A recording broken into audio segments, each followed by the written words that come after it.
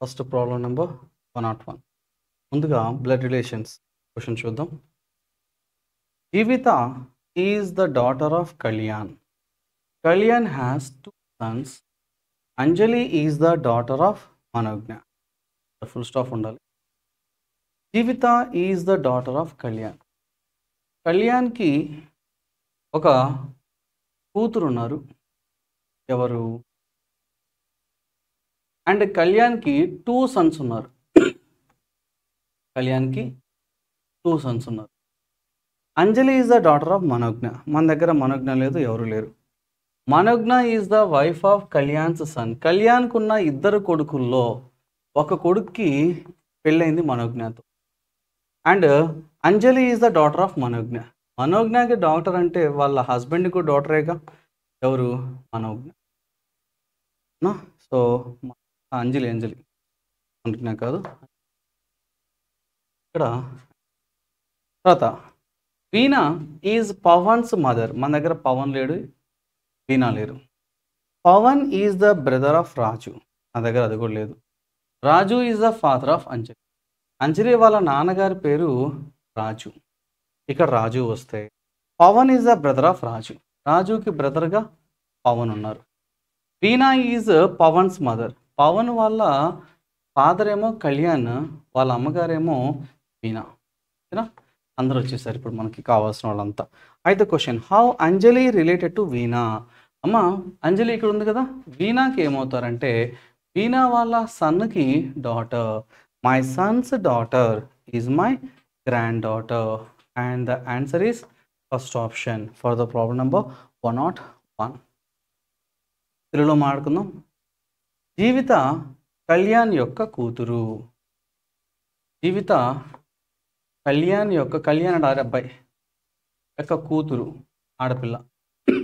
కళ్యాణ్కి 2 కొడుకులు. కళ్యాణ్కి కొడుకులు 2 ఉన్నారు. 2 కొడుకులు ఉన్నారు. అంజలి మనోజ్ఞ యొక్క కూతురు. నా దగ్గర అంజలి లేదు, మనోజ్ఞ లేదు, అవుతా. మనోజ్ఞ కళ్యాణ్ యొక్క కొడుకుకి భార్య. కళ్యాణ్కి 2 కొడుకుల్లో ఒక కొడుకుకి పెళ్లి చేస్తే మనోజ్ఞ కోడలుగా వచ్చారు.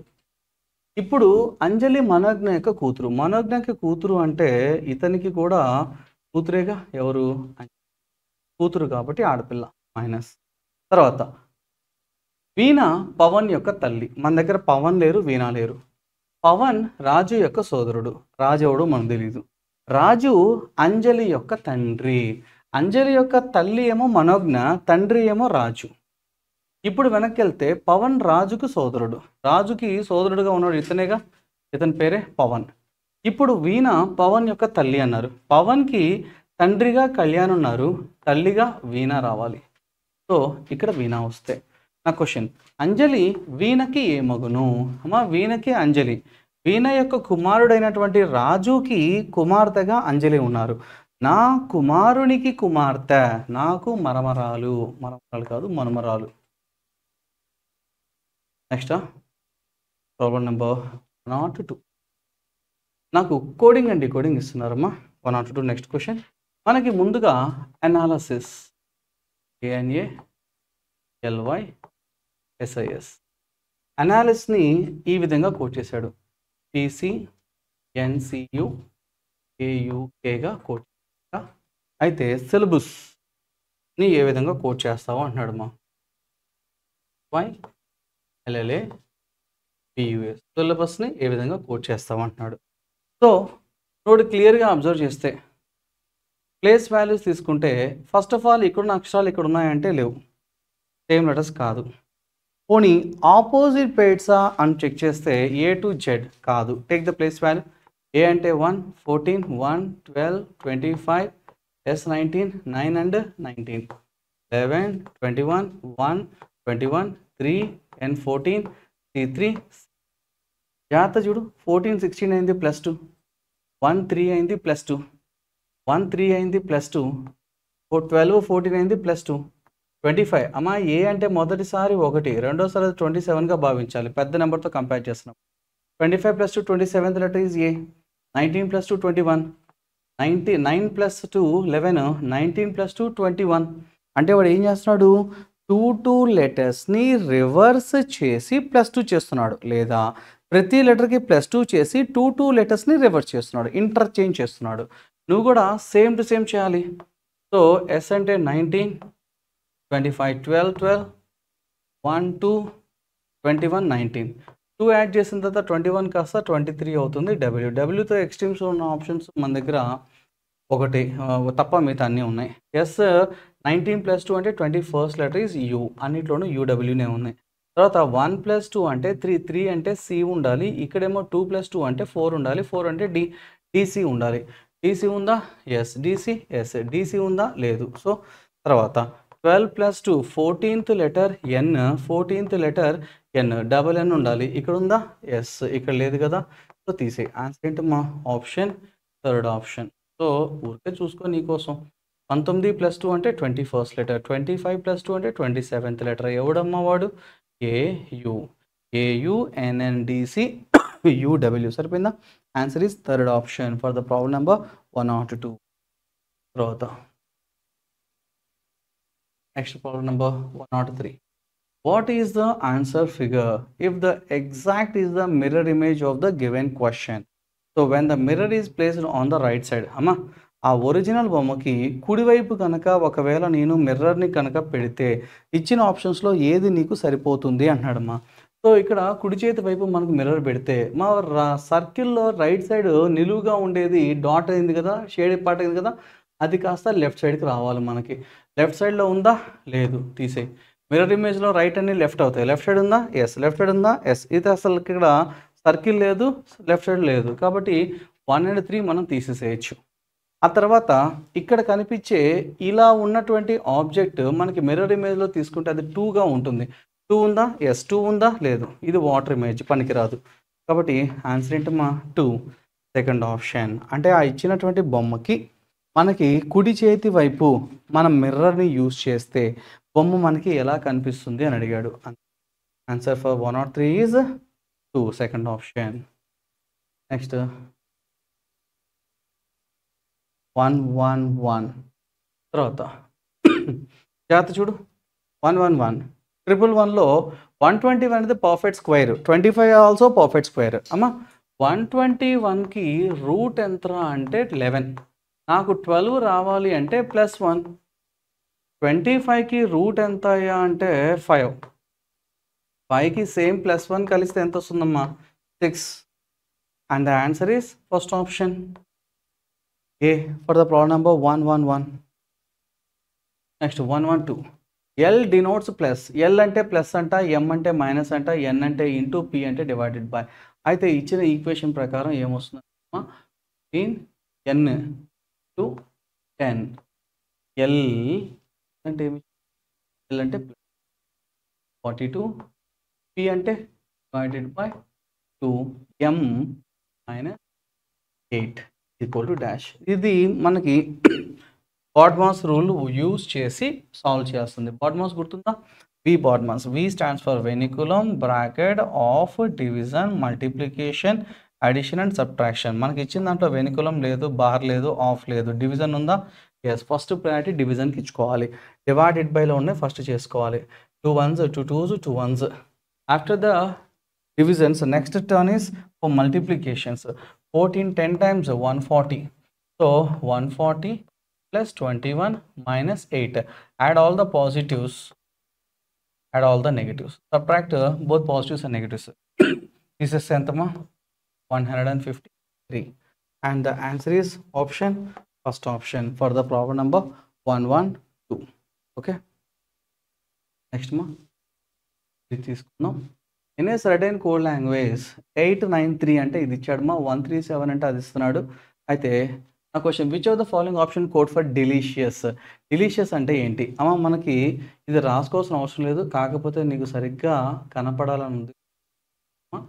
So Shahid eggs cakes 137 cakes are delicious. Delicious. 274. We are బాబు మనకి అడిగింది ఏంటంటే డెలీషియస్‌కి కోడ్ ఏంటి అని అడిగాడు. డెలీషియస్ కోడ్ తీసుకుంటే ఎక్కడైనా డెలీషియస్ మళ్ళీ రిపీట్ అయిందా? ఎక్కడ రిపీట్ అవ్వలేదు. కాబట్టి నువ్వు ఏఆర్ఏఆర్ కేక్‌కి కనుక్కుంటే తప్ప నీకు ఆన్సర్ రాదు. సో, ఈ 2 సెకండ్ అండ్ థర్డ్‌ని అబ్జర్వ్ చేసుకుంటే ఏఆర్ఈఆర్ అనే వర్డ్ కామన్‌గా ఉంది. 7 అనే నంబర్ కామన్‌గా ఉంది. అంటే ఏఆర్ఈఆర్ అంటే 7 అని అర్థం. ఇక్కడ ఫస్ట్ అండ్ సెకండ్ అబ్జర్వ్ చేసుకుంటే రెండిట్లో కేక్ ఉందమ్మా. రెండిట్లో కామన్‌గా 3 ఉంది. అంటే 3 అనే నంబరు ఎవరికి? కేక్ కోసం. మిగిలిపోయినటువంటి డెలీషియస్ ఎవరికి కోడ్‌గా ఉంటుందంటే 1కి. అంటే డెలీషియస్ అంటే ఏంటి? 1 అని అర్థం. Answer is second option for the problem number 113.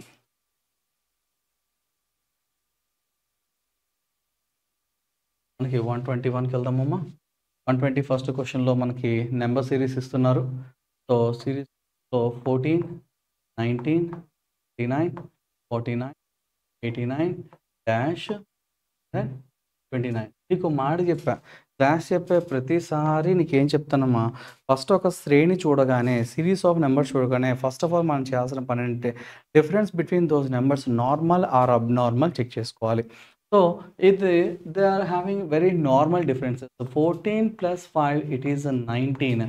19 plus 10 it is 29. 29 plus 20 it is 49. 49 plus 40 it is 89. And every time the difference is double here. 5 ones 5 twos 10 twos 20 twos 42 times anta 80. When we add 80 to 89 it becomes 160. And what next, my dear? 8 is double is 160. When we add 162 to 169 it becomes 329. నాకు ఆ next number వస్తుందో లేదా check చేసుకోవాల్సిందే. అలా రావాల్సిందే. రాకపోతే ఇంకొక logic ఏదో ఉంటుంది అని అర్థం. అంతే తప్ప చెక్ చేయకుండా వాల్యూస్ పెట్టద్దు. మిడిల్ డాష్‌లో ఎప్పుడు డేంజరస్ ఏమో. Answer is fourth option for the problem number 121. Problem number 122. మనకి ఎనాలజీ ఇస్తున్నారమ్మా. ఫస్ట్ దాని నుంచి సెకండ్ ఎలా వస్తుంది అర్థం చేసుకొని లాజిక్ యాజ్ ఇట్ ఈస్‌గా థర్డ్ దానికి అప్లై చేస్తే సరిపోతుంది. సో, ఇక్కడ లెటర్ ఆర్ అంటే 18, వై అంటే 25, జీ అంటే 7, ఎన్ అంటే 14, సి అంటే 3, సి అంటే 3. నాకు 18కి 4 సబ్ట్రాక్ట్ చేస్తే 14. ఇది 3 అనుకోకూడదు నువ్వు. ఎందుకంటే 25 మైనస్ 22 కాదు. ఇప్పుడు గుర్తుపెట్టుకో, సి నువ్వు కంపేర్ చేస్తుంది వైతో కంపేర్ చేస్తున్నావు. Y is the biggest number, చాలా పెద్ద నెంబర్ అది మనకి. సో, నువ్వు 3ని ఇప్పుడు సిని 3 అనుకోకూడదు. 3 + 26 ఇట్ ఈస్ 29గా భావించాలి. 25 29 అవుతుందంటే ఇట్ ఈస్ +4. నెక్స్ట్ 7 3 అవుతుందంటే ఇట్ ఈస్ -4. అంటే ఫస్ట్ లెటర్ ఏమో -4, second letter +4, third letter is again -4. Same logic వాడుకుంటే SLP, S the letter is 19, L is 12 and P is 16. And -4 + 4 it is -4. 19 - 4 it is 15. 12 + 4 it is 16.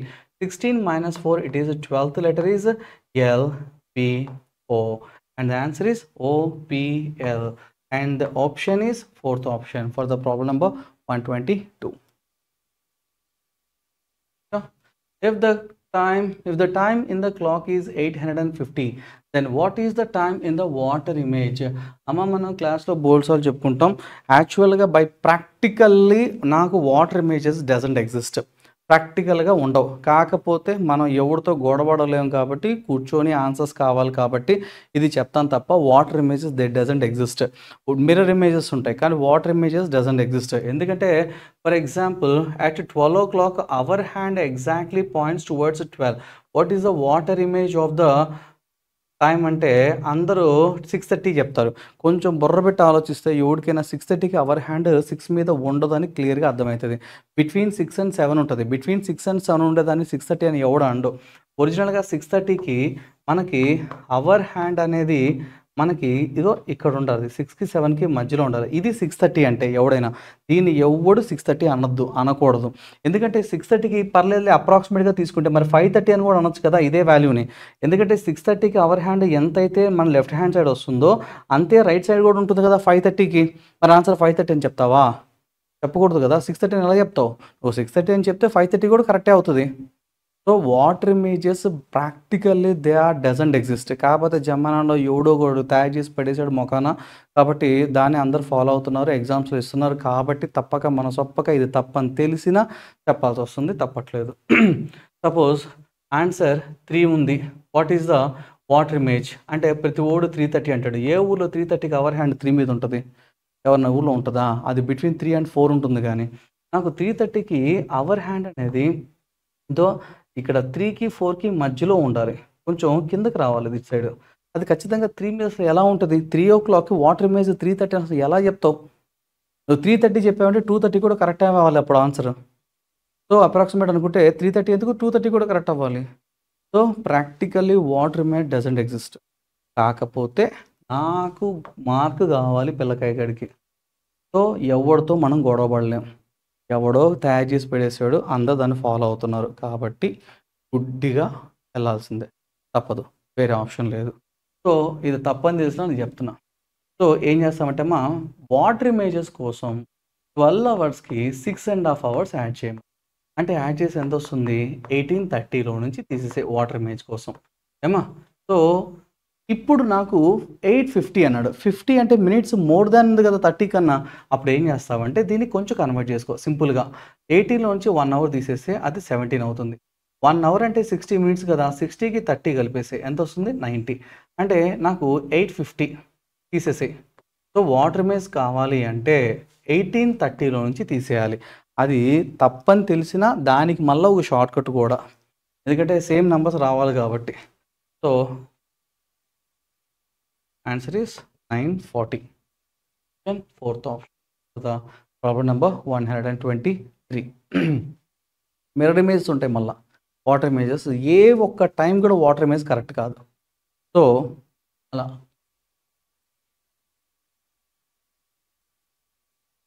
Next problem number 131. నాకు word or number formation each of the digit in the number వాడు number ఇస్తున్నాడు are arranged in ascending order from left to right. The positions of how many digits will remain unchanged as compared to that the original number. Telugu కూడా ఒకేసారి చదివేద్దాం. So, వాడు ఒక number ఇవ్వడం జరిగిందమ్మా. 87599236 అనే సంఖ్యలోని ప్రతి అంకెను ఎడమ నుండి కుడికి ఆరోహణ క్రమంలో అమర్చబడి ఉంటాయి. అంటే అమర్చబడ్డాయి. అండ్ అసలు సంఖ్యలో ఉన్న దానితో పోలిస్తే ఎన్ని అంకెల స్థానం మారదు. ఏం లేదమ్మా, వీటిని ఆరోహణ క్రమం అసెండింగ్ ఆర్డర్లో పెట్టమంటున్నాడమ్మా. So, after the arrangement of ascending order here it is 2 3 5 6 7 8 9. After the arrangement 5 ప్లేస్లో 5 ఉంది. ఇంకెవరైనా సేమ్ ప్లేస్లో ఉన్నారా? లేదు. How many such digits are here? ఎన్ని ఉన్నాయి అంటున్నాడమ్మా? 1. ఆన్సర్ ఏంటమ్మా? Third option for the problem number 131. 132. 132 మనకి ఏమి ఇస్తున్నాడు? Statements and assumptions, critical reasoning ఇస్తున్నారు. Do not touch or lift any suspicious object. Inform police by dialing 100. Mumbai police. అమ్మా, ముంబై పోలీసులు ప్రజలకి ఇది ఒక అవేర్నెస్ ప్రోగ్రామ్ పెడుతున్నారు. అప్పుడప్పుడు పోలీసులు పెడతా ఉంటారు. అపార్ట్మెంట్స్‌కి వెళ్ళేసేసి సడన్‌గా ఏదన్నా మాక్ డ్రిల్స్ పెడతా ఉంటాడు. ఫైర్ యాక్సిడెంట్ అయితే ఎలా సేవ్ చేయాలి? మనం ఎలా సేవ్ చేసుకోవచ్చు? మన లైఫ్స్‌ని కావచ్చు, మన ప్రాపర్టీస్‌ని కావచ్చు. అలాగే మనకి సిలిండర్స్ పేలితే వాటిని ఎలాగా మనం ఆపాలి ధైర్యంగా ఇలా చెప్పి డ్రిల్స్ చూపిస్తూ ఉంటారు. అలాగే ముంబై పోలీసులు ఎవరికో ఒక చోటకి వెళ్ళేసేసి ఈ విధంగా చెప్తున్నారు. ఏమని చెప్తున్నారు? Do not touch or lift any suspicious object. అనుమానంగా కనిపించేవి ఏవి కూడా మీరు వెళ్ళి దాన్ని పట్టుకోవడం కానీ, లేదంటే దాన్ని పైకి ఎత్తడం కానీ ఇలాంటి పనులు చేయొద్దు. Inform police by dialing 100. Suppose ఏదో బాంబులు బ్యాగ్ ఏదో కనిపించింది మన ఆవరణలో, ఏదో బ్యాగ్ కనిపించింది. ఎళ్లి ఎగురుకుంటా ఎళ్లి తీమాకండి. అవి లైట్ పడితే పేలిపోతాయి. ఇలాంటి సంథింగ్ ఉంటాయి, వాటికి సెన్సార్స్ కొన్ని ఉంటాయి. సో, ఇలా బాంబులు అవి ఇవి ఏమన్నా ఉండొచ్చేమో. అది వాటి గురించి ఏదో మాక్ డ్రిల్స్ ఏదో ఇస్తున్నాడు. Do not touch or lift any suspicious object.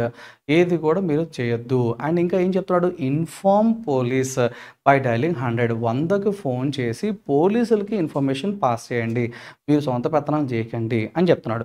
ఇప్పుడు అజంప్షన్స్, ఎవరి అజంప్షన్స్ కావాలి? పోలీసుల వారి యొక్క అజంప్షన్స్ కావాలి. నేను నీకు మాక్ డ్రిల్ ఇస్తున్నాను అంటే నేను చెప్పిన ప్రతి మాట నువ్వు పాటిస్తావు అని మాత్రమే ఇక్కడ స్పీకర్ ఎవరైతే ఉంటాడో అతను ఊహిస్తాడు. గుర్తుపెట్టుకో, ఇక్కడ ఊహలు నీయో నాయో కాదు. ముంబై పోలీసులు ఏవైతే ఊహిస్తారో అవి అజంప్షన్స్. నీ సొంత పెత్తనంలో నీకొచ్చింది, నీకు అనిపించింది ఇక్కడ ఆన్సర్‌గా పెట్టకూడదు. ముంబై పోలీస్ లాగా నువ్వు మాట్లాడాలి. నువ్వు పోలీస్‌వి ఇప్పుడు. నువ్వు పోలీస్‌వి. ఏమని చెప్తావు? మీరు ఏదైనా అనుమానితులను బ్యాగ్ ఏదైనా కనిపిస్తే మీరు దాని జోలికి వెళ్ళకండి. మీరు కొంచెం దూరంగా జరిగి పోలీసులకి ఇన్ఫర్మేషన్ పాస్ చేయండి అని చెప్పావు. ఇప్పుడు ప్రజలందరూ ఏమనుకుంటారు? సో రేపు ఫ్యూచర్‌లో ఎప్పుడన్నా కనిపిస్తే డయల్ చేసి 100కి పోలీస్ ఇన్ఫర్మేషన్ పాస్ చేస్తారు. ప్రజలు మీరు చెప్పిన దాన్ని పాటిస్తారని మాత్రమే మీరు భావిస్తారు. అంతే తప్ప ఇంకోటి ఏది కూడా భావించకూడదు. అవునా? Number 1 assumptions. ఎవరి అజంప్షన్స్ అంటే ముంబై పోలీసులకు అజంప్షన్ కావాలి. నీదో నాదో నాకు అక్కర్లేదు. People would take it casualty. So ప్రజలు క్యాజువాలిటీ అంటే మాస్ కిల్ అనమాట. అంటే చనిపోవడం అనమాట. క్యాజువాలిటీ వార్డ్స్ ఉంటాయి మనకి. అంటే చనిపోయేవారు అనమాట.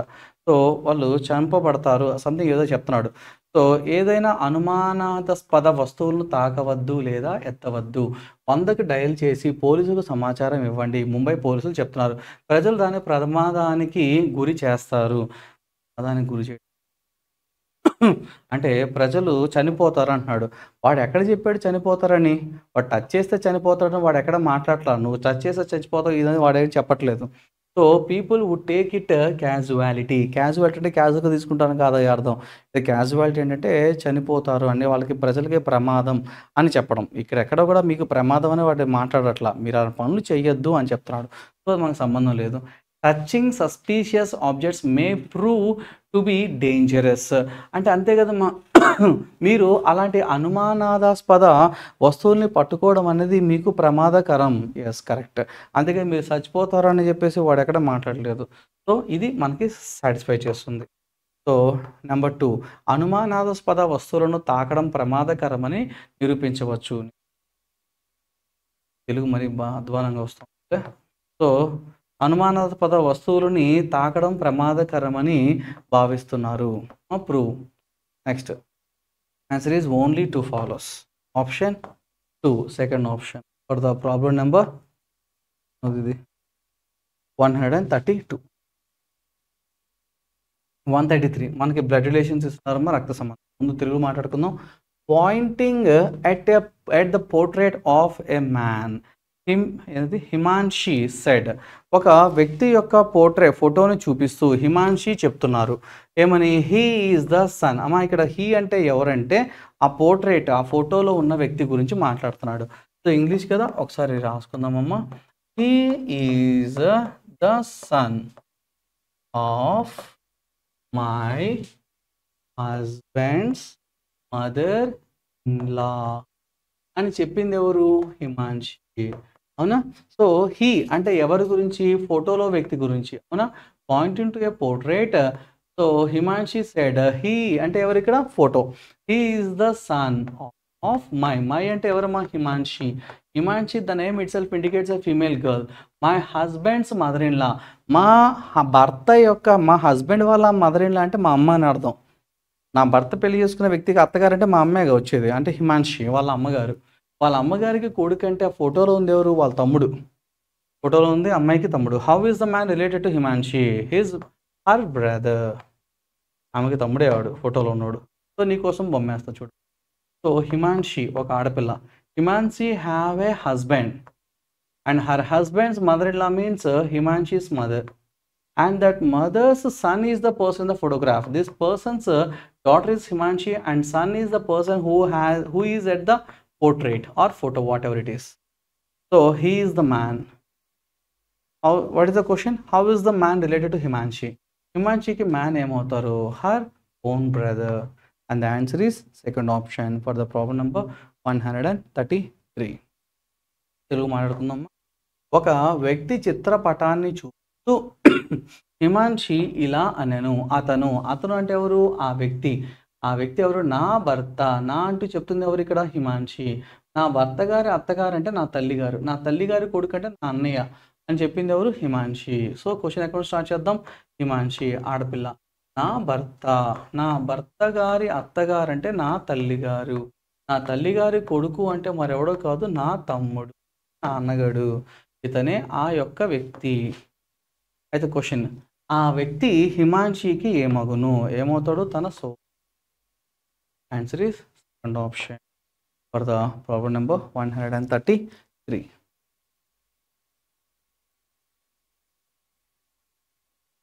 141 మనకి డేటా సఫిషియన్సీ ఇస్తున్నారమ్మా. డేటా సఫిషియన్సీ 141 క్వశ్చన్. వాడు ఏమంటున్నాడు? మనకి డేటా సఫిషియన్సీ ఇస్తున్నారమ్మా. Data sufficiency. The following are the conditions for selecting the list of suitable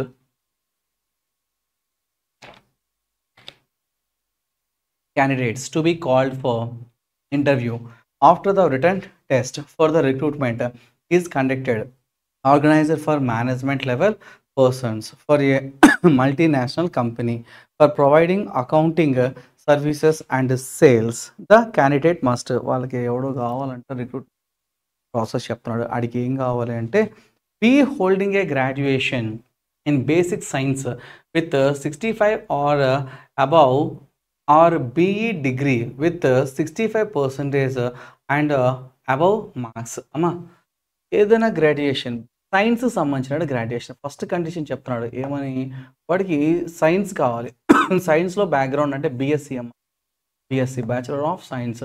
so మనకి బీఎస్సీలో 65 కనీసం మినిమం పర్సంటేజ్ ఉండాలి. ఒకవేళ వారు బీఎస్సీ స్టూడెంట్స్ కాకపోతే, ఒకవేళ బీఈ గనక అయ్యుండుంటే అప్పుడు వారికి 65 అవసరం లేదమ్మా, 55 మినిమం పర్సంటేజ్ ఆఫ్ మార్క్స్. ఓకేనా? సో అంటే బీకామ్ వాళ్ళకి ఇక్కడ లేదు. బీకామ్ అనేది సైన్స్ కాదు కదా, సో బీకామ్ వాళ్ళకి సంబంధం లేదు. ఇక్కడ బీఈ చెప్తున్నాడు. బీఈ తర్వాత బ్యాచులర్ ఆఫ్ ఇంజనీరింగ్, బీటెక్ అనాలి. Have passed the return test with 70% or above marks. So మనం కండక్ట్ చేసేటువంటి రిటర్న్ టెస్ట్ ఏదైతే ఉందో ఆ టెస్ట్లో వారికి 70% ఆర్ అబోవ్ అన్నాడు. అంటే మినిమం 70% ఉండాలమ్మా, అంతకన్నా ఎక్కువ ఉంటే హ్యాపీనే. తర్వాత థర్డ్ కండిషన్ ఏం చెప్తున్నాడు? The age must be in the group of 25 to 30 years 2 అంటున్నాడమ్మా. 25 to 30 age అనేది 25 నుంచి 30 వరకు, అంటే బోత్ ఇంక్లూడింగ్ ద ఇయర్స్ కూడా తీసుకో. అది కూడా ఇప్పటికి 1st April 2018కి ఏజ్ ఇలా ఉండాలి అని చెప్తున్నాడమ్మా. కండిషన్ 4 ఏం చెప్తున్నాడు? Have experience in accounting firms for 3 years. ఏదైనా అకౌంటింగ్ ఫర్మ్లో ఆర్గనైజేషన్లో 3 years ఆఫ్ ఎక్స్పీరియన్స్ కలిగి ఉండాలి అకౌంట్స్లో. And diploma in accounting with 60% or above marks. So వాటికి ఎక్స్పీరియన్స్ కావాలి. ఎందులో? ఏదైనా అకౌంటింగ్ సంబంధించినటువంటి ఫర్మ్ ఏదైతే ఉంటుందో అందులో 3 years ఆఫ్ ఎక్స్పీరియన్స్ కావాలి. అండ్ దాంతో పాటుగా డిప్లొమా చేసి ఉండాలంట. దేంట్లో? అకౌంటింగ్ డిప్లొమా చేసి ఉండాలి. అండ్ దాంట్లో పర్సంటేజ్ ఆఫ్ మార్క్స్ కనీసం 60% ఆర్ అబౌవ్ 60, మినిమం 60 ఉండాలి. అంతకన్నా ఎక్కువ ఎంత ఉన్నా పర్లేదు అని చెప్పడం దాని ఉద్దేశం. B presently drawing CTC for 6 lakh per annum and above. So వారికి present salary 6 lakh per annum and above. So present draw చేస్తూ ఉండాలంట 6 lakhs and above. In the case the applicant who satisfy all the other terms except, కొన్ని exceptional cases నాడు. ఏమని? First చెప్పిన దాంట్లో ఏ అనే condition లేకపోతే, ఏ అనేది ఏంటి? మా బీఎస్సీలో 65, బీఈలో 55 కనీసం కావాలి. ఒకవేళ అవి లేకపోతే then refer to junior accountant. So referred as అంటున్నాడమ్మా, రిఫర్డ్ టు కాదు, క్షమించాలి, రిఫర్డ్ యాజ్. అంటే పర్సంటేజ్ ఆఫ్ మార్క్స్ కనుక కొంచెం తక్కువగా ఉంటే అప్పుడు మనం వారిని ఎలాగ తీసుకోవాలి? జూనియర్ అకౌంటెంట్గా మనం తీసుకోవాలి అంటున్నాడు. అండ్ కండిషన్ డి అండ్ ఈ అబవ్ కనుక లేకపోతే, సో డి అనే కండిషన్ అంటే ఇక్కడ 4th కండిషన్, 5th కండిషన్ అని. ఒకవేళ వీటిల్లో కనుక వాడు ఏదన్నా ఎక్స్పీరియన్స్ 3 years కన్నా తక్కువగా ఉన్నా, తర్వాత దాని పేరేంటి డిప్లొమా ఇన్ అకౌంట్లో 60% కన్నా తక్కువగా ఉన్నా, సిటీసీ 6 lakhs కన్నా తక్కువగా ఉన్నా, అతన్ని ఎలా రిఫర్డ్ యాజ్ ట్రైనీ అకౌంటెంట్ ట్రైనీగా మనం అకౌంటెంట్ ట్రైనీగా వారిని తీసుకోవాలి అని చెప్తున్నాడమ్మా. యాజ్ ఏం చెప్తున్నాడు? Satisfy all the above with experience of 5 years then be referred as senior accountant. అమ్మ ఒకవేళ అతను కనుక ఇచ్చిన పైన చెప్పిన 5 కండిషన్స్ అన్నీ సాటిస్ఫై చేస్తూ ఎక్స్పీరియన్స్ అనేది అకౌంటింగ్‌లో 5 ఇయర్స్ లేదా అంతకన్నా ఎక్కువ గనక ఉంటే with experience of 5 years, 5 years experience ఉంటే అతని సీనియర్ అకౌంటెంట్‌గా మనం వారిని రిఫర్ చేయాలి అని చెప్తున్నాడమ్మా. తర్వాత ఓయమ్మ ఇంకా వస్తూనే ఉన్నాయి కదా! Satisfying all the above criteria A to E ఒకవేళ అన్నీ గనక సాటిస్ఫై చేసి with CA or ICW or MBA finance ఒకవేళ ఈ స్టూడెంట్స్ కనుక అయి ఉంటే then be referred as manager. So ఒకవేళ దీంతో పాటుగా మరి ఇంకా ఇది పక్కన పెట్టుకుందామా, మనం గుర్తుపెట్టుకుందాం సరేనా, సరిపోవట్లేదు place. So read the all of the above information and answer the following question. So Shravani ఈ పాయింట్ అయితే గుర్తుపెట్టుకుందాం. అన్నీ ఉండి వాళ్ళు సిఏ కంప్లీట్ చేసిన, ఈసీడబ్ల్యూ కంప్లీట్ చేసిన, ఎంబీఏ ఫైనాన్స్ చేసిన వాళ్ళని డైరెక్ట్గా మేనేజర్గా తీసుకో అని చెప్తున్నాడమ్మా. Shravani has passed HSC. అమ్మ హెచ్ఎస్సి ఇస్తున్నాడు. హెచ్ఎస్సి అసలు మన దాంట్లో హెచ్ఎస్సి లేదుగా. With 72% of marks she has done HSC. She has done diploma in అమ్మ హెచ్ఎస్సిలో సైన్స్ ఉంది. సో అది వర్కౌట్ అయ్యింది. బీఎస్సీ అనే కాదు సైన్స్ గ్రూప్ అన్నాడు. ఏదైనా డిగ్రీలో సైన్స్ గ్రూప్ కాదు HSC 72%. Okay. She has done diploma in accountancy with 62% of marks.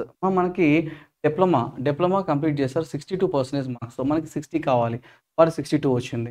She was working with an organisation in the field of accounting from 4 years and వారు 4 years of experience ఉంది. మనకి 3 years ఉంటే చాలు, వారికి 4 years experience ఉంది.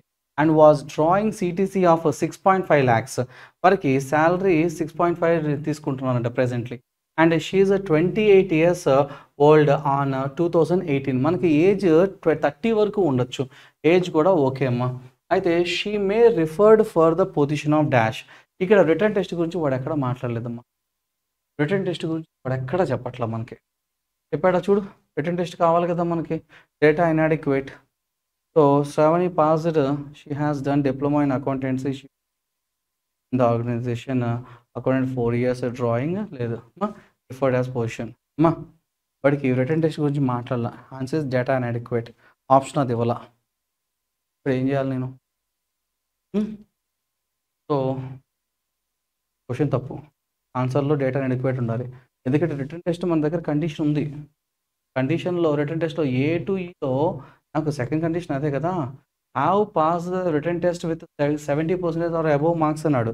వీడు ఎక్కడ కూడా percentage of that means written టెస్ట్లో గురించి అసలు ఎక్కడ మాట్లాడాలి అసలు. Sravani passed HSC 72% of marks. She done diploma in accountancy with 60% of marks. She was working with an organization in the field of accounting from 4 years and was drawing 6.5 CTC and her age ఇచ్చాడు. అంతా బాగుంది కానీ వాడు return test గురించి ఇవ్వలేదు. Return test గురించి ఇవ్వకపోతే answer data inadequate. ఇప్పుడు మన ఫెయిట్ కర్మ ఏం చేయాలా? ఇలాంటి తలాతోక లేని క్వశ్చన్స్ ఇచ్చేవాళ్ళు కొంతమంది ఉంటారు అనమాట. వాళ్ళకి ఏవి సబ్జెక్ట్ తెలియదు, పాడు తెలియదు, ఆన్సర్లు మాత్రం పెట్టమంటాడు. ఎట్ట పెడతారు? పోనీ దానికి ఏమైనా సబ్ కండిషన్ ఇచ్చావా? ఇప్పుడు నేను ఏం చేయాలి? సో డేటా ఇన్అడిక్వేట్ పెట్టాలి, అది లేదు. సో ఇప్పుడు ఒకవేళ ఇది లేకపోతే జూనియర్ అకౌంటెంట్ అన్నాడు, ఇది లేకపోతే ట్రైనీగా తీసుకో. ఎక్స్పీరియన్స్ 5 years అంటే మన దగ్గర 4 years ఉంది. పోనీ ఐసీడబ్ల్యూ గురించి ఏమైనా మాట్లాడా, సిఏ గురించి అంటే ఏమీ లేదు. సో హెచ్ఎస్సి, ఇక్కడ HSC percentage of marks. So ఇంకా నాకు తెలిసి క్షమించాలి, ఇక్కడ హెచ్ఎస్సి అన్నాడు కదా, మనకి ఎస్ఎస్సి ఉంది కదా, దాని తర్వాత హెచ్ఎస్సి హైయర్ సెకండరీ ఎడ్యుకేషన్, అది ఇక్కడ హెచ్ఎస్సి అంటే వాడు. సో వాడికి డిగ్రీ లేదు అని ఓకే ఇలా తీసుకొచ్చాడు. యాక్చువల్గా రిటర్న్ టెస్ట్ గురించి లేదు కాబట్టి ఆన్సర్ డేటా ఇన్అడిక్వేటే, దాన్ని కాదనిలేం మనం. కానీ ఇక్కడ బీఎస్సీ గురించి వాడు మాట్లాడాల, సైన్స్ డిగ్రీ గురించి మాట్లాడాలి కదా, స్టార్టింగ్లో డిగ్రీ గురించి చెప్పాలి కదా.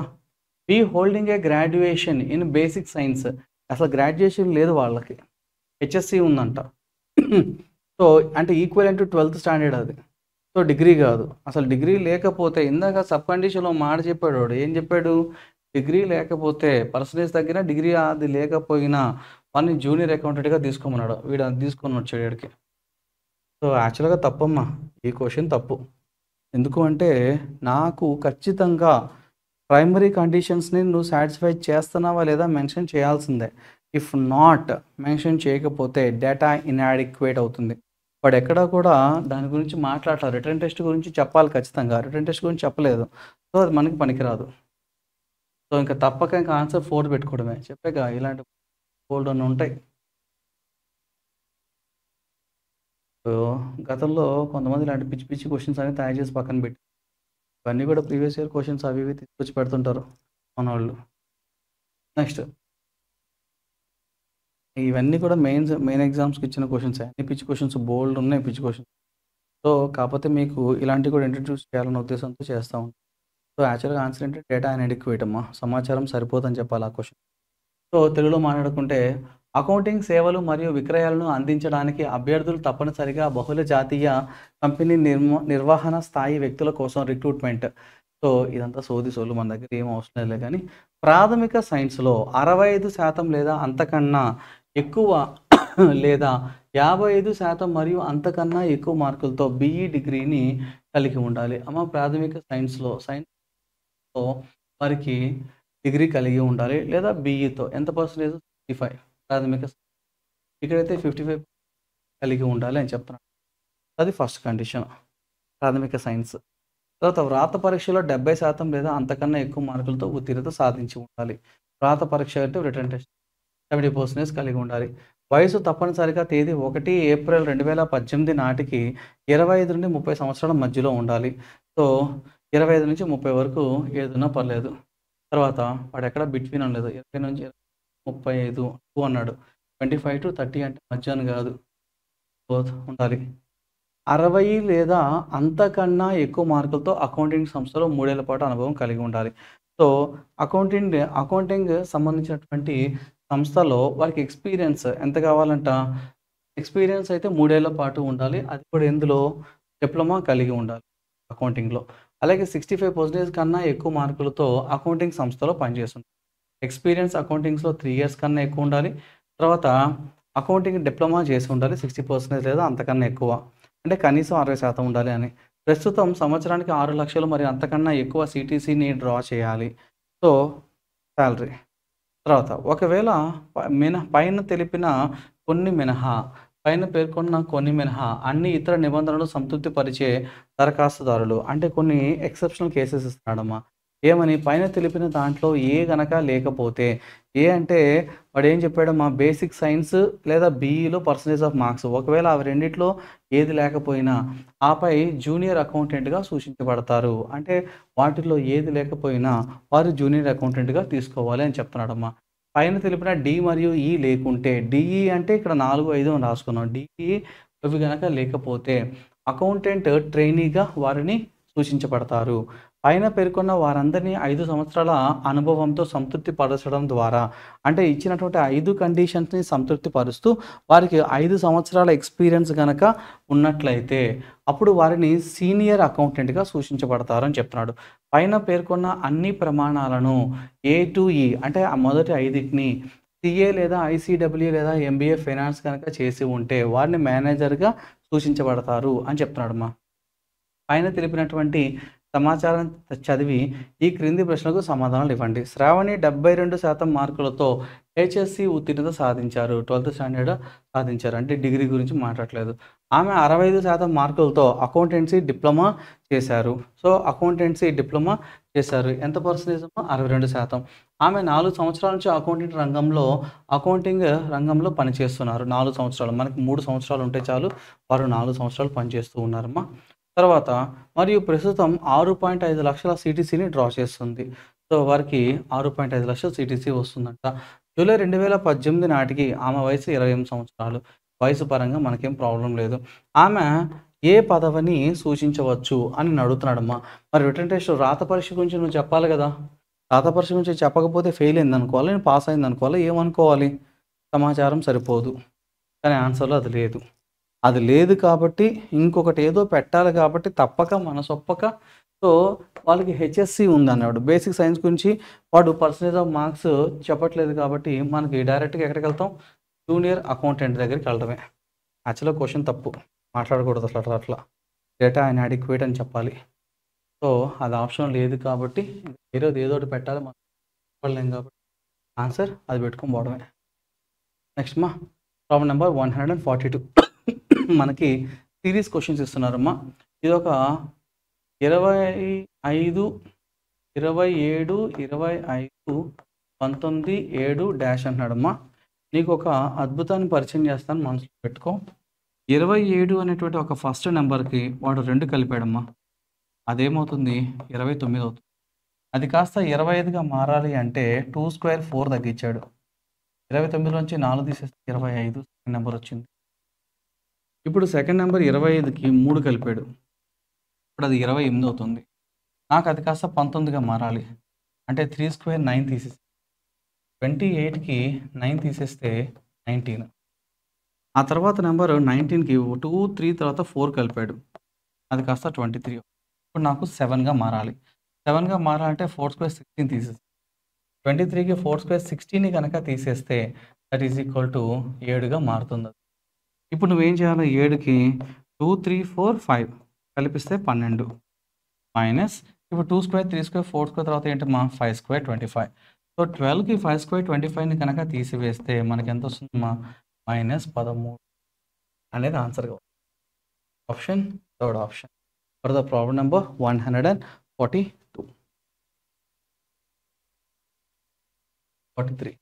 మనకి సీక్వెన్సింగ్ ఇస్తున్నారమ్మా.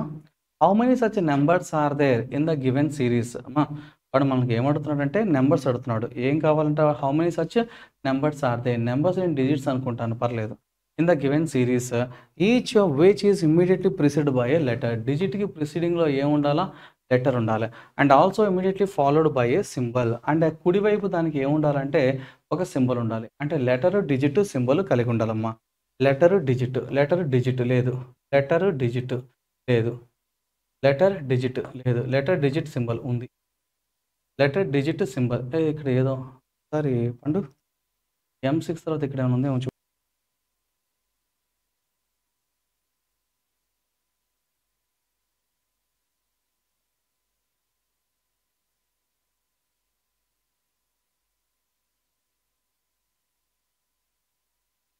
అంచేసావా మా ఇక్కడ మనకి M6 ఇన్ఫినిటీ ఉందమ్మా. ఇక్కడ ఇన్ఫినిటీ తర్వాత RZ తర్వాత పై సింబల్ తర్వాత బీటా ఉంది. మిస్ అయిన పొరపాటున 573 ఓకే. మనకి ఏం కావాలంటే ఒక లెటరు ఒక డిజిట్ ఒక సింబల్ కావాలమ్మా మనకి.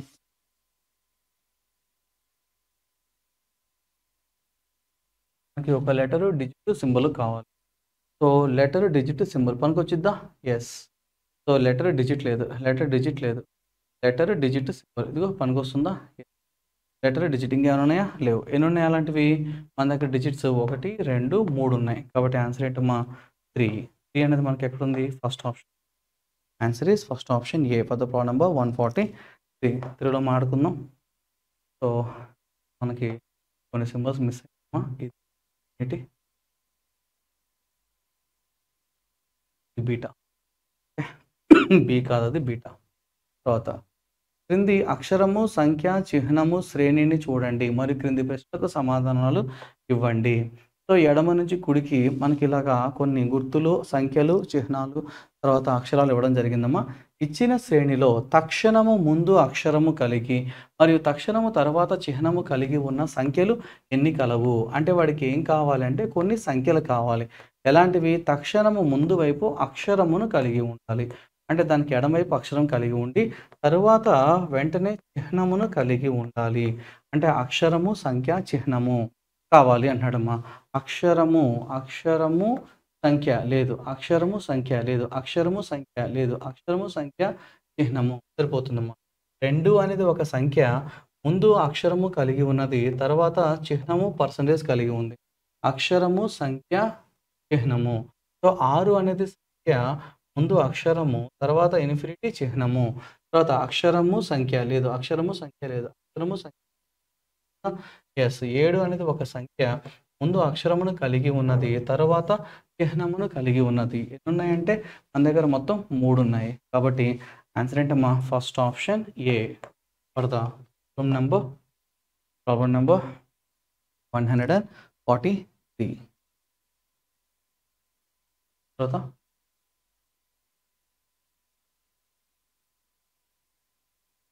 Next problem number 150. మనకి కోడింగ్ అండ్ డీకోడింగ్ ఇస్తున్నారు. In a certain code language education TION ఎడ్యుకేషన్ని విధంగా కోడ్ చేస్తారు. టీకేయూపీగా కోడ్ చేస్తారు. ప్రొఫెసర్ బోరా పిఆర్ఓఎఫ్ఈఎస్ఓ ప్రొఫెసర్ని ఈ విధంగా కోడ్ చేస్తున్నారు. ఆర్టీక్యూఎఫ్ మనకి ఇంకోటి ఏం చెప్తున్నాడమ్మా? ఏసిఎల్టిఐఎస్ ఫ్యాకల్టీ ఏ విధంగా చేస్తామమ్మా? సో నువ్వు జాగ్రత్త చూస్తే ఈ అంటే 5 4 21 7 6 23 5 + 2 7 4 + 2 21 + 2 ఆ తర్వాత సిఏటి యాస్టీస్గా అలాగే ఉన్నాయి. సో ఇది 9 15 14 11 17 16 +2 ఇక్కడి నుంచి ఇక్కడికి +2 +2 +2 అంటే ఫస్ట్ 3 లాస్ట్ 3 +2 మిడిల్లో మాత్రం యాస్టీస్గా ఉంచుతున్నాడు. సో ఇది 16 18 15 ఎఫ్ఈఎస్ ఇది 19 15 18 సో ఇది 20 17 21 18 20 17 +2 +2 +2 19 + 2 15 + 2 18 + 2 ఓకేనా? సో ఫ్యాకల్టీలో ఎఫ్ అంటే 6 1 3 ఇవి యాస్టీస్గా యుఎల్టీగా మారుతుంది. తర్వాత 9 5 19కి అన్ని +2 చేసి పెట్టాలి. సో దట్ ఏమవుతుందమ్మా? 8th letter H, 3rd letter C అవుతుంది, 5th లెటర్ ఈ అవుతుంది. తర్వాత 11th letter 7th letter 21st letter. So లాస్ట్లో కేజీయు ఉండాలి. లేదు, ఉంది. స్టార్టింగ్లో హెచ్సిఈ ఉండాలి. హెచ్సిఈ లేదు. Answer is third option. సరిపోతుందా? For the problem number 151. 152 మనకి 3 different positions of a dice ఇవ్వడం జరిగింది. ఒకటే డై యొక్క 3 పొజిషన్స్ ఉన్నాడమ్మా మనకి. సో నాకు కూడా కనపట్లేదు.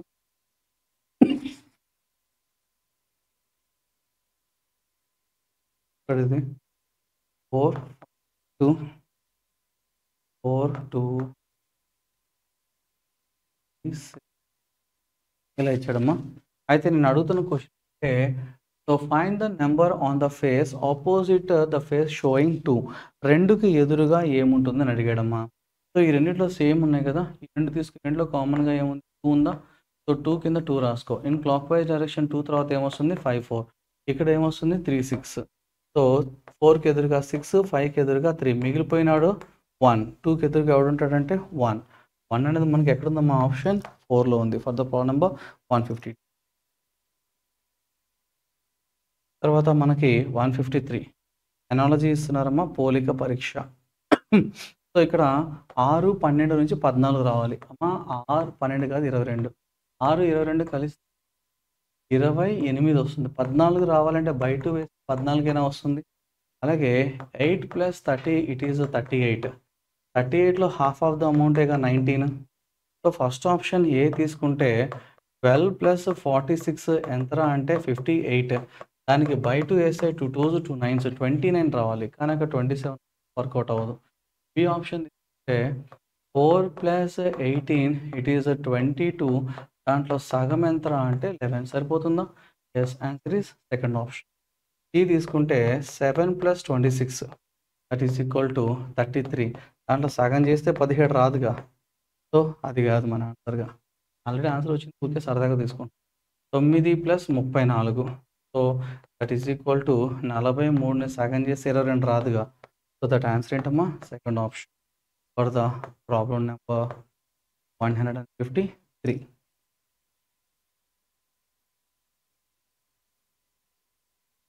Next problem number 160. ఇది కూడా మనకి టెక్నాలజీ టైపే. మనకి 63, 81, 7 అంట, 84, 49, 12 అంట. అమ్మా నాకు మిడిల్ నెంబర్స్ ఖచ్చితంగా పర్ఫెక్ట్ స్క్వేర్స్ ఉన్నాయి. సో 63, 81, 7. 81కు రూట్ ఎంత? 9. ఇక్కడ ఎంత ఇచ్చాడమ్మా? 7. 9 ఏళ్ళు 63 కదా ఇది. ఆ తర్వాత 84, 49, 12 ఇస్తుంది. 49 యొక్క రూట్ ఎంత అంటే 7. ఇక్కడ 12 ఉంది. 12 ఏళ్ళు 84. 7 12s 84. So same to same logic option ఏకు వర్కౌట్ అవుతున్నావు చూడు. 99 21 9. దీన్ని రూట్ ఎంత? 11. 11 9s ఎంతమ్మా? అయిపోతుందా? Answer is option first option ఏ. మిగతా చూడడం అనవసరం కదా, మనకు కావాల్సిన ఆన్సర్ వచ్చేసాక. నెక్స్ట్ మనకి బ్లడ్ రిలేషన్ ఇస్తున్నారమ్మా. ముందుగా ఇచ్చినటువంటి బ్లడ్ రిలేషన్స్ ప్రకారం మనం ఫ్యామిలీ ట్రీని డ్రా చేసుకోవాలి. So A hash B means ఏమంటున్నాడు? A is the daughter of B. బికి ఒక డాటర్ ఉన్నారు, వారే ఏ. తర్వాత బి మైనస్ సి అంటే B is the mother of C. B మదర్గా ఉండాలి ఎవరికి? సికి. అంటే ఏ అండ్ సి సిబ్లింగ్స్ అవుతారు. C and the rate of D అంటే C is the son of D. C already son ఎవరికి? బికి. ఇప్పుడు ఎవరికి? డికి. అంటే D and B or wife and husband అని అర్థం. డి ప్లస్ ఈ అంటే ఏంటమ్మా? D is the father of E. D already father of both A and C. Now the father of E also. So but gender of E we can't say. How A related to E? Question ఏంటమ్మా? ఈకి A ఏమవుతారు? ఈకి ఏమవుతారు? My sister. And the answer is option third option for the problem number 162. పిల్లలు మాట్లాడుకుందామా. మనకి ఇచ్చిన first family tree draw చేసుకుందాం. ఏ హ్యాష్ బి మీన్స్ అనగా ఏ బి యొక్క కుమార్తె. మొదటి వ్యక్తి ఏ, రెండవ వ్యక్తి బి యొక్క కుమార్తెగా ఉన్నారు. బి మైనస్ సి అంటే ఏంటంట? బి సి యొక్క తల్లి. బి అనేవారు ఆల్రెడీ ఏకి తల్లి, ఇప్పుడు ఎవరికి? కూడా తల్లిగా ఉన్నారు. C at the rate of D అనగా సి డి యొక్క కుమారుడు. సి కుమారుడుగా ఉన్నారు ఎవరికి? డికి. సి ఆల్రెడీ ఎవరి కుమారుడు? బికి. ఇప్పుడు ఎవరి కుమారుడు? డికి. అంటే వీళ్ళు భార్య కాబట్టి వీరు భర్త అవుతారు. డి ప్లస్ ఈ అనగా డి ఈ యొక్క తండ్రి. డి ఆల్రెడీ ఏ మరియు సి ఇద్దరికి తండ్రి, ఇప్పుడు ఎవరికి తండ్రిగా ఉన్నారు? ఈకి కూడా తండ్రిగా ఉన్నాడు. కాబట్టి ఏ ఈకి ఏ మగను. ఈకి అన్నాడు కదా, ఈ నుంచి ఏ చూడాలి. నా సోదరునికి సోదరి, నాకు కూడా సోదరినే. కాబట్టి ఆన్సర్ ఏంటమ్మా? Third option for the problem number 162. తర్వాత 163 చూడు, మనకేమి ఇస్తున్నాడు? మిర్రర్ ఇమేజ్ ఇస్తున్నాడు అమ్మా. మిర్రర్ ఇమేజ్ ఇక్కడ పి ఉంది కదా, పి నాకు మిర్రర్ ఇమేజ్లో క్యూ మాదిరి ఉంటుంది, డి లాగా ఉండదు. కాబట్టి ఫస్ట్ ఆప్షన్ బి లాగా ఉండదు, బి లాగా అసలే ఉండదు. కాబట్టి ఆన్సర్ ఈజ్ 2. నాకు గాంగ్ వచ్చాను మొత్తం చేయక ఆప్షన్ చూసుకుంటూ వెళ్ళిపోతే అయిపోయింది. therefore 163 is 2. 1. సో ఇక్కడ మనకి కోడింగ్ అండ్ డీకోడింగ్ ఇస్తుంది. సో వాడు ఇన్ సర్టెన్ కోడ్ లాంగ్వేజ్ న్యూమరికల్ని ఈ విధంగా కోడ్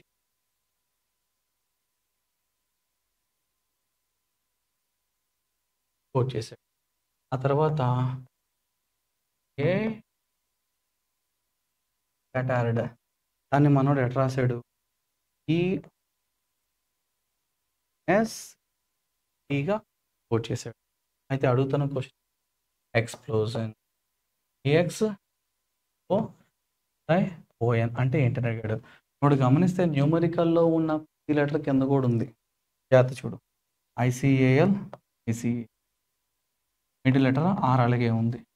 ఎన్యుఎంఈ అంటే మొదటి అర్ధ భాగం రెండవ అర్ధ భాగంగాను, రెండవ అర్ధ భాగం మొదటి అర్ధ భాగంగాను తారుమారు చేశాడు. అండ్ మిడిల్ లెటర్ మాత్రం యాస్టిస్గా అలా వదిలిపడేశాడు. ఇక్కడ కూడా చూడమ్మా, ఎస్సిఏటి ఈ అలాగే ఉంది. ఈఆర్డిఈ ఈఆర్ఈడి రెండవ అర్ధ భాగం మొదటి అర్ధ భాగంగాను, మొదటి అర్ధ భాగం రెండవ అర్ధ భాగంగాను తారుమారు చేశాడు. మధ్యలో ఉన్న అక్షరాన్ని యాజ్ ఇట్ ఈస్గా అలాగే పడేసాడమ్మా. ఓ రెండవ అర్ధ భాగం మొదటి అర్ధ భాగంగా మారింది అంటే దాని అర్థం SION అని. మొదటి అర్ధభాగం రెండవ అర్ధభాగంగా మారింది అంటే ఎక్స్ పిఎల్ అని అర్థం. లాస్ట్‌లో ఈ ఎక్స్ పిఎల్ ఉండాలి. ఈ ఎక్స్ పిఎల్ ఉండాలి. ఎక్స్ పిఎల్ ఉండాలి. This second option. SIONOE సరిపోతుందా? Answer is 2 for the problem number 172. మనకి బ్లడ్ రిలేషన్ ఇస్తున్నారు. A lady pointing to a man in the photograph says. ఒక ఫోటోలోని వ్యక్తిని చూపుతూ ఒక లేడీ చెప్తున్నారు. ఏమని? The sister of the son of this man మా is my mother in law. మా the sister of the son of this man is my mother in law. మా అత్తగారు ఎవరంటే అని చెప్పడం అనమాట. The sister of the son of this man. ఈ వ్యక్తి ఫోటోలో ఉన్నోడు ఎవడైతే ఉన్నాడో పర్సన్ వారి యొక్క కొడుకుకి చెల్లెలు అంటే వారి కూతురు అనేగా. వారి కూతురు ఎవరో కాదు మా అత్తగారు. How is the husband of the lady relate the man in the photograph. అమ్మా పాయింటింగ్ టు ఒక వ్యక్తిని చూపుతున్నాడు. అమ్మా ఫస్ట్ ఆఫ్ ఆల్ గుర్తుపెట్టుకో, మ్యాన్ అంటే మనిషి, మొగోడు కాదు. So Poynting to a man of in a photograph A lady said. ఒక లేడీ చెప్తున్నారు. మై అంటే ఎవరు ఇక్కడ? లేడీ. సో ఫీమేల్ పర్సన్ చెప్తున్నారు. మై మదర్ ఇన్ లా అంటే మా అత్తగారు. మా అత్తగారు ఎవరో కాదు, ఆ ఫోటోలో ఉన్న వ్యక్తి ఎవరైతే ఉన్నారో మగో ఆడో నాకు తెలియదు కానీ వారి యొక్క కొడుకుకి సరే మా అత్తగారు. ఈవిడే మా అత్తగారు. మా అత్తగారు అంటే ఆవిడ కొడుకుని నేను పెళ్లి చేసుకో అని చెప్పింది ఎవరు? That lady. సో నా క్వశ్చన్ ఏంటమ్మా? How is husband of the lady? Husband of the lady అంటే ఇతనేగా. ఇతనంట related the man in the photograph. ఫోటోలోని వ్యక్తికి ఇతను ఏమవుతాడు? ఇతను ఎవరు? My daughter's son is my grandson. గట్టిగా మాట్లాడితే కూతురు తరపు కాబట్టి కూతురు వాళ్ళ కొడుకుని మ్యాటర్నల్ గ్రాండ్ సన్ అంటారు. సో ఈ ఫోటోలో ఉన్నది ఆడో మగో మనకు అనవసరం. ఎందుకంటే వ్యక్తి అంటే మొగోడు కాదమ్మా, ఆడ కూడా అవ్వచ్చు. నా కొడుకు వాళ్ళ సోదరి అంటే నా కూతురు. నా కూతురికి కుమారుడు నాకేమవుతాడంటే ఇంగ్లీష్‌లో మ్యాటర్నల్ గ్రాండ్ సన్ అని అనాలి. ఒక మహిళ ఫోటోలో ఉన్న వ్యక్తిని చూపుతూ, ఒక మహిళ తమ ఫోటోలో ఉన్నటువంటి ఒక వ్యక్తిని చూపుతూ చెప్తున్నారు. ఈ వ్యక్తి కొడుకు. ఆ వ్యక్తి అంటే ఆ ఫోటోలో ఉన్న వ్యక్తి యొక్క కొడుకు యొక్క సోదరి. ఎవరో కాదు నా అత్తగారు. సో ఆ ఫోటోలో ఉన్న వ్యక్తి అన్నాడు. వ్యక్తి అంటే ఆడ మగ నాకు తెలీదమ్మా. ఆ వ్యక్తికి ఒక కొడుకున్నాడు. ఆ కొడుకుకు సోదరి అంటే ఆ వ్యక్తికి కూతురేగా. ఈవిడ మరెవరో కాదు నాకు అత్తగారు. నా అత్తగారంటే ఆవిడ కొడుకుని నేను పెళ్లి చేసుకున్నా అని చెప్పింది ఎవరు? మహిళ. సో నా భర్త యొక్క తల్లి నా అత్తగారు కదా! అవునా? రైట్. నా క్వశ్చన్ ఏంటమ్మా? అని చెప్పింది. ఫోటోలో ఉన్న వ్యక్తికి మహిళ యొక్క భర్త ఏమగును? ఆ మహిళ యొక్క భర్త ఇతనేగా. ఇతను ఆ ఫోటోలో వ్యక్తికి ఏమవుతారు? తన కుమార్తెకు కొడుకు అంటే మనవడు. సో కుమార్తెకి కొడుకు అంటే మనుమడు. వాడు కూతురి తరపు అని ఇవ్వాలి. ఎందుకంటే ఇంగ్లీష్‌లో మ్యాటర్నల్ అని స్పెసిఫిక్‌గా మెన్షన్ చేశాడు కాబట్టి పర్లేదు. తర్వాత సెలెక్ట్ ద కరెక్ట్ ఆప్షన్. అమ్మ మనకి ఇది కంప్లీట్ ద ఇన్‌కంప్లీట్ ప్యాటర్న్ ఇస్తున్నారమ్మా. చూడు అబ్జర్వ్ చేసుకుంటే ఈ బొమ్మకి ఇది వాటర్ ఇమేజ్. వాటర్ ఇమేజా? మిర్రర్ ఇమేజా? Mirror image. ఇప్పుడు ఎమ్ ఇలా ఉందమ్మా. దానికి మిర్రర్ ఇమేజ్ ఎమ్ పెద్దగా ఉంది. చూడు ఇది అట్లనే ఉంది. తర్వాత ఇలా ఉంది కదా! కూడా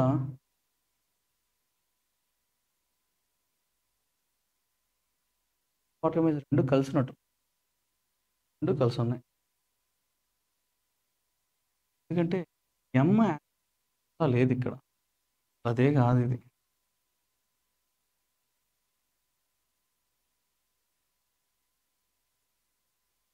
తలే. అన్ని తలలు. పోనీ దీని నుంచి వాటర్ ఇమేజ్ కూడా కాదు. ఎట్లా పడితే అట్లా చక్కగా ఉంది. సో హ్మ్. సో ఇలా ఉన్నాయి.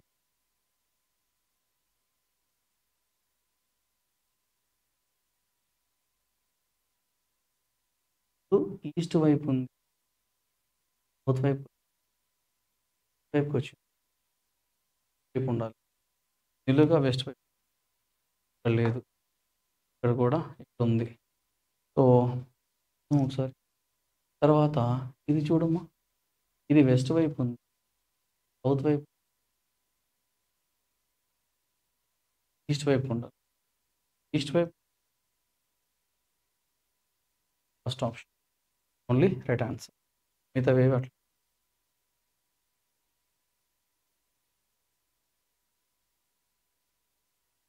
మనకి 174 ఇస్తున్నారు. ఇది సిట్టింగ్ అరేంజ్మెంట్ సంబంధించిన 8 పర్సన్స్ ఉన్నారు, వాళ్ళ పేర్లు ఇచ్చారు. Sitting around a circle table but not వేసింది. 8 మంది ఒక సర్కిల్లో కూర్చొని వారు బట్ నాట్ వేసిందో same order. 5 of them are facing inwards. అమ్మా అందులో 5గురు సెంటర్ని ఫేస్ చేస్తున్నారంట, while the other are facing out side.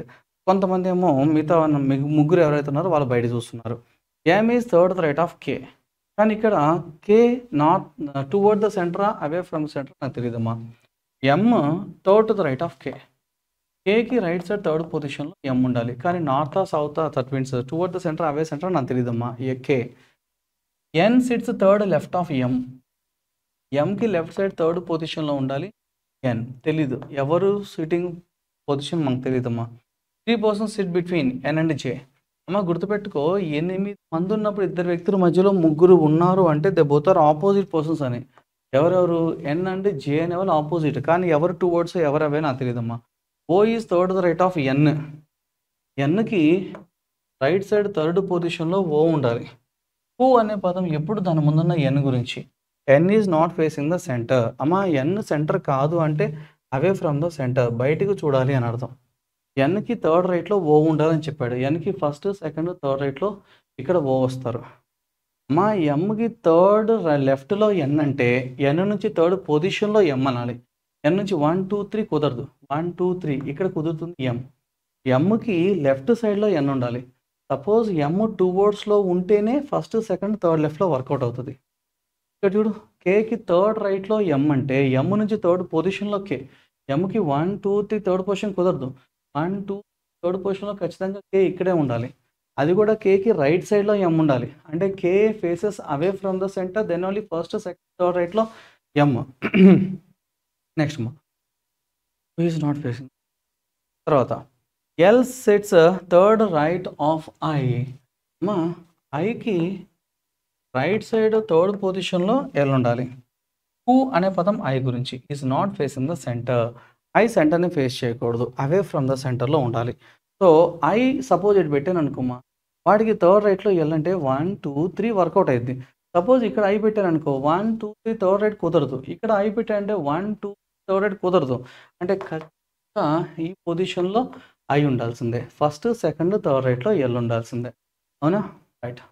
So నాకు ఏమని చెప్పాడు స్టార్టింగ్లో, only 3 people away from the center అన్నాడమ్మా.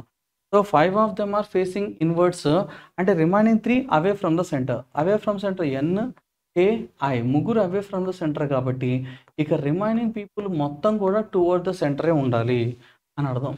ఓకేనా? సో మిగిలిపోయిన అక్షరం ఎవరమ్మా?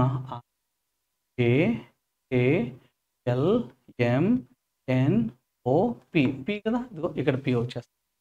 సో నా క్వశ్చన్ ఏంటి? Who sits exactly between N and I. అమ్మ ఎన్కి ఐకి కరెక్ట్గా మధ్యలో కూర్చున్నవాడు ఎవడు? పి. వాడు డైరెక్ట్గా పి ఇవ్వచ్చు, ఇంకోటి ఇవ్వచ్చు. ఆన్సర్లో పి లేదు కాబట్టి నన్ ఆఫ్ దిస్. ఇది చూడగానే మనకు భయం మొదలైద్ది. ఎంతసేపు కష్టపడి చేస్తే ఆన్సర్ పి లేదు ఏందిరా అని. ఉండాలన్న రూల్ ఏమైనా ఉందా ఏంది? సో నన్ ఆఫ్ దీస్ ఉందిగా, అది వన్ ఆఫ్ ద ఆన్సర్ విషయం మర్చిపోకూడదు. 8 మంది వ్యక్తులు ఉన్నారు, వాళ్ళ పేర్లు ఇచ్చారమ్మా. వాళ్ళ పేర్లు 5 నుంచి పి వరకు వృత్తాకార బల్ల చుట్టూ కూర్చొని ఉన్నారు, కానీ అదే క్రమంలో ఉండవలసిన అవసరము లేదు అని చెప్తున్నాడమ్మా. అదే క్రమంలో ఉండవలసిన అవసరము లేదు అని చెప్తున్నాడు. తర్వాత ఏం చెప్తున్నాడు? వారిలో 5గురు కేంద్రం వైపు చూస్తూ కూర్చొని ఉన్నారు. మొత్తం వృత్తంలో మనకి 8 మంది వ్యక్తులు ఉండాలి. ఈ 8 మంది వ్యక్తుల్లో 5గురు మాత్రమే కేంద్రం వైపు కూర్చొని ఉంటే మిగతా 3 బయటకు చూస్తూ కూర్చున్నారు. ఎం అనేవారు కే యొక్క కుడివైపున 3వ స్థానంలో, అమ్మా కేకి కుడివైపు మూడవ స్థానంలో ఎం ఉండాలి. కానీ కే సెంటర్ వృత్తంలో కేంద్రం వైపు బయటికి చూస్తున్నాడా నాకు తెలీదమ్మా. తర్వాత ఎమ్‌కి ఎడమవైపు మూడవ స్థానంలో. ఎమ్‌కి ఎడమవైపు మూడవ స్థానంలో ఎన్ కూర్చొని ఉండాలి. ముగ్గురు వ్యక్తులు ఎన్ మరియు జే మధ్యలో కూర్చొని ఉన్నారు. 8 వ్యక్తులు ఉన్నప్పుడు ఇద్దరు వ్యక్తుల మధ్యలో ముగ్గురు ఉన్నారంటే వారు ఎదురెదురుగా ఉన్నట్టు లెక్క. ఇక్కడ ఎన్ పెట్టుకో, ఇక్కడ జే పెట్టుకో, యాడని పెట్టుకో ఏం కాదమ్మా. సో కూర్చున్నారు. ఎన్ యొక్క కుడివైపున మూడవ స్థానంలో కూర్చొని ఉన్నారు. ఎన్‌కి మూడో పాయింట్ ఏం చెప్తుంది? ఎన్ యొక్క కుడివైపున మూడవ స్థానంలో కూర్చొని ఉన్నారు. ఎవరమ్మా? ఎన్ కేంద్రానికి ఎదురుగా లేరు. కేంద్రానికి ఎదురుగా లేరు అంటే బయటకు చూస్తున్నారని అర్థం. ఎన్ బయటకు చూస్తూ ఉంటే వారి కుడివైపు మూడవ స్థానంలో కుడివైపు 1, 2 మూడవ స్థానంలో ఇక్కడికి రావాలి. ఆ తర్వాత ఈ పాయింట్ చూడమ్మా ఒకసారి. ఎమ్‌కి ఎడమవైపు మూడవ స్థానంలో ఎన్ అంటే ఎన్ నుంచి కుడివైపు అని చెప్పకూడదు. ఎన్ నుంచి మూడవ స్థానంలో ఎం ఉండాలి. ఇక్కడ ఎన్ ఉంటే 1, 2, 3 కుదరదు. ఇక్కడ ఎన్ ఉంటే 1, 2, 3 ఇక్కడ ఉండాలి. ఎవరది? ఎం. ఎమ్‌కి ఎడమ వైపు ఉండాలి N. So M toward the center కేంద్రం వైపు ఉన్నప్పుడు మాత్రమే ఎడమ వైపు 1, 2, 3 స్థానంలో ఎన్ వస్తుంది. కేకి కుడివైపు మూడో స్థానంలో ఎం అంటే ఎం నుంచి మూడో స్థానంలో కే. ఎం నుంచి 1, 2, 3 ఇక్కడ కే పెట్టచ్చు. ఇటు సైడ్ 1, 2, 3 ఆల్రెడీ ఎన్ ఉంది, కుదరదు. కేకి కుడివైపు ఉండాలి కాబట్టి ఇక్కడ కే బయటకు చూస్తూ ఉన్నప్పుడు మాత్రమే కుడివైపు 1, 2, 3 వర్కౌట్ అవుతుంది. తర్వాత కేంద్రానికి ఎదురుగా లేనటువంటి ఐ అంటే కేంద్రానికి ఎదురుగా లేదంటే బయటకు చూస్తున్నాడు అని అర్థం. ఐకి కుడివైపున మూడవ స్థానంలో ఎల్. సో ఐకి కుడివైపున మూడవ స్థానంలో ఎల్. ఐ అనేవాడు బయటకు చూస్తూ ఉండాలి అన్నాడమ్మా. నాకు ఐ పెట్టేందుకు అవకాశం ఈ మూడింటికి ఉంది. ఐ బయటకు చూడాలి. ఇక్కడ ఐ పెడితే 1, 2 మూడవ స్థానంలో ఎల్ కుదురుతుంది. ఇక్కడ ఐ పెడితే 1, 2, 3 కుదరదు. ఇక్కడ ఐ పెడితే బయటకు ఉన్నాడు కాబట్టి 1, 2 కుదరదు. అంటే బయట వైపుకు చూసేటువంటి వ్యక్తి ఐ. వాడి కుడివైపు 1, 2 మూడవ స్థానంలో కూర్చోవాలి ఎల్. ఇవన్నీ కాకుండా మిగిలిపోయిన అక్షరం పి. నాకు కేవలం 5 మాత్రమే లోపల చూడాలి, మిగతా 3 బయటకు చూడాలి. ఇక్కడ బయట చూసే వాళ్ళు 1, 2, 3 ఉంటే రిమైనింగ్ అందరూ కూడా లోపలికి చూస్తూ ఉండాలి అని అర్థం. సో వీరందరూ కూడా లోపలికి చూస్తూ ఉండాలి. అయితే నా క్వశ్చన్ ఎన్ మరియు ఐ మధ్య ఎవరు కూర్చొని ఉన్నారు? ఎన్కి ఐకి మధ్యలో ఎవడు కూర్చొని ఉన్నాడు? ఇక్కడ పి అనేవాడు ఉన్నాడు. కాబట్టి ఆన్సర్ ఏంటమ్మా? Option none of these. Fourth option for the problem number 175.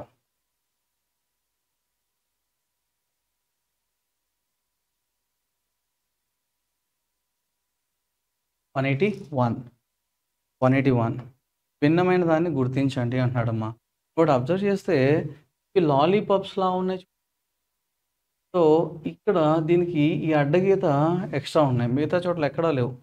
అన్నీ ఒకలా ఉంటే ఒక్కటే ఇంకోలా ఉంది. అన్నీ డబుల్ ట్రిపుల్ అలా ఉన్నాయి, ఇది ఒక్కటే సింగిల్గా ఉంది. కరెక్ట్గా చెప్పాలంటే అసలు అది కూడా కాదు. అన్నిట్లో ఈ వృత్తాలు చూడండి 4 ఉన్నాయి, 4 ఉన్నాయి, 4 ఉన్నాయి, దీనికి లేదు. Answer is 2, second option. So మిగతా అన్నిటిలో వృత్తాలు 4 ఉంటే దానికి లేవు, అందుకని అది ఆన్సర్. నెక్స్ట్ అమ్మా 182 డైరెక్షన్స్ ఇస్తున్నారు. How far do you think he actually drove his car from the initial point? మా డిస్టెన్స్ అడుగుతున్నాడు, షార్ట్ కట్ కొట్టేద్దా.